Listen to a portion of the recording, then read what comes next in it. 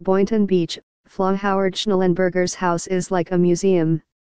Among its items are a cartoon signed by George H.W.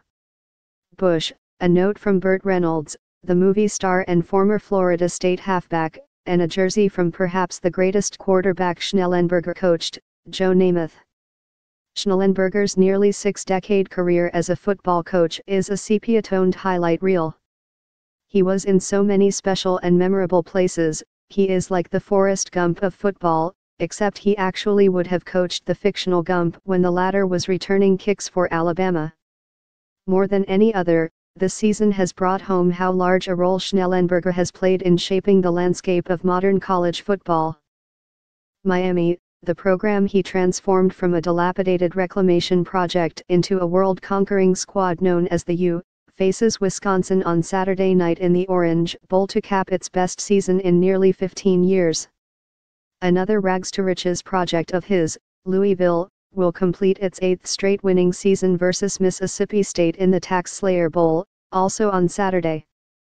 Florida Atlantic, the football program he started in 2000, demolished Akron, 52-3, in the Boca Raton Bowl on December 19, to finish 11-3 under its first-year head coach, Lane Kiffin. Schnellenberger's perennial rebuilding of what had been second-tier programs can get lost amid the gaudy one-lost records of opportunistic, savvy coaches who hop, skip, and jump up the ladder to the best jobs. It is telling that he is not, and probably won't ever be, a member of the College Football Hall of Fame. The institution's rules require coaches to have a minimum winning percentage of .600. His is .514. This is not how he would have preferred it.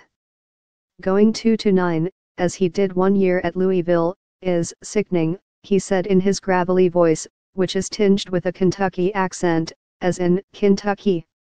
He wants to be a Hall of Famer.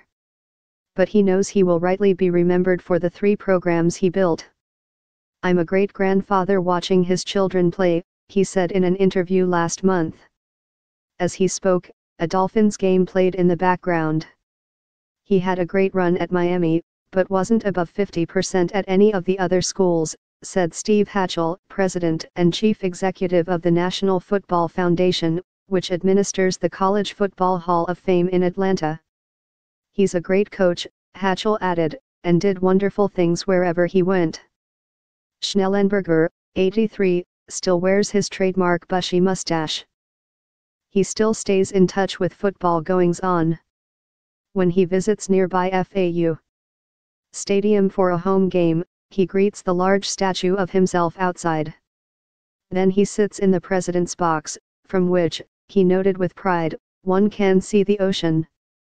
If all Schnellenberger had done was elevate Miami, he would still be one of the most important college football coaches of the past 50 years. The fact that they had such long success, and the fact that they went from a program with very little history to one that has sustained history, is very significant, said Kent Stevens, the historian and curator of the College Football Hall of Fame. But Schnellenberger did so much more.